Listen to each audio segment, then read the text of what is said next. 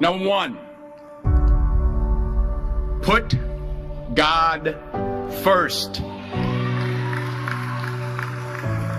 Put God first in everything you do.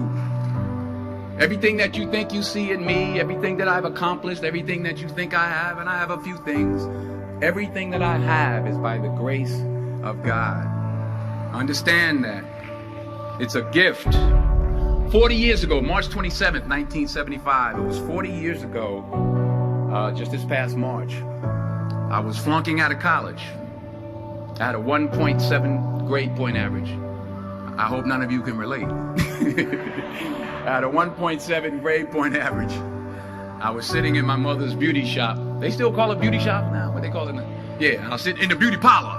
I was sitting in my mother's beauty parlor, and I'm looking in the mirror, and I see behind me this woman under the dryer.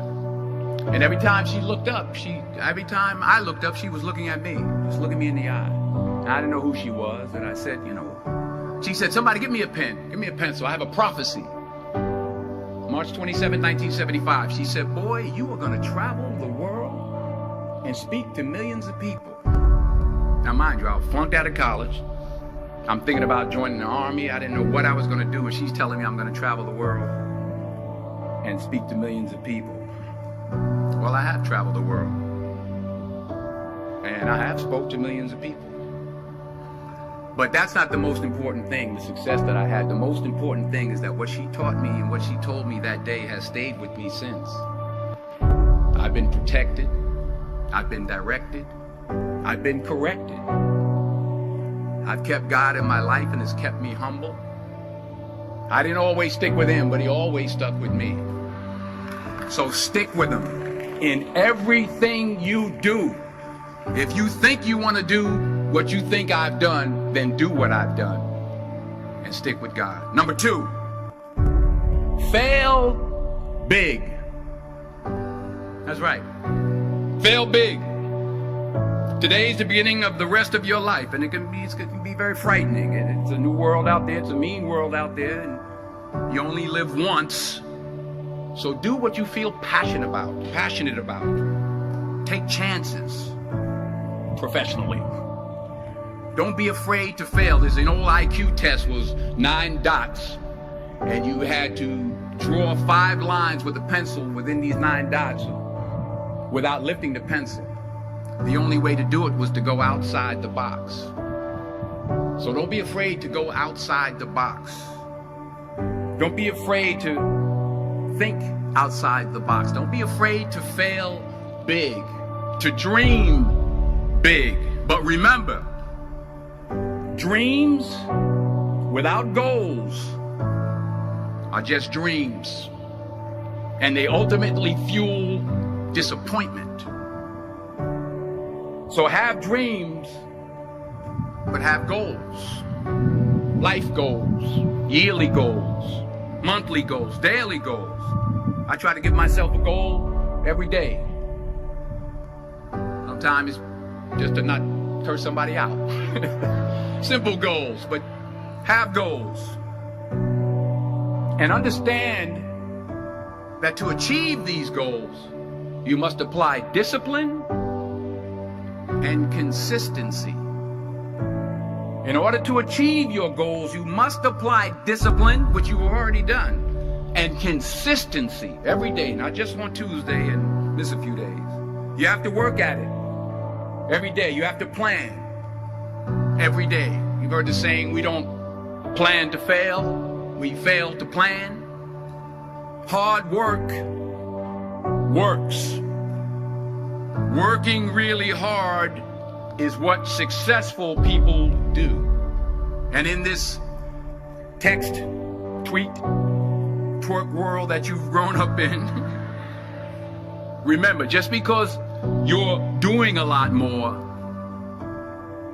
doesn't mean you're getting a lot more done. Remember that. Just because you're doing a lot more doesn't mean you're getting a lot more done. Don't confuse movement with progress. My mother told me, she said, yeah, because you can run in place all the time and never get anywhere. So continue to strive, continue to have goals, continue to progress. Number 3, you'll never see a U-Haul behind a hearse. I'll say it again. You'll never see a U-Haul behind a hearse. I don't care how much money you make, you can't take it with you. And it's not how much you have. It's what you do with what you have. We all have different talents. Some of you will be doctors, some lawyers, some scientists, some educators, some nurses, some teachers. Yeah, okay. Some preachers. The most selfish thing you can do in this world is help someone else. Why is it selfish? Because the gratification, the goodness that comes to you, the good feeling that I get from helping others, nothing's better than that. Not jewelry, not big house I have, not the cars, but it's the joy. That's where the joy is, in helping others. That's where the success is. Finally, I pray that you put your slippers way under the bed tonight, so that when you wake up in the morning, you have to get on your knees to reach them. And while you're down there, say thank you for grace.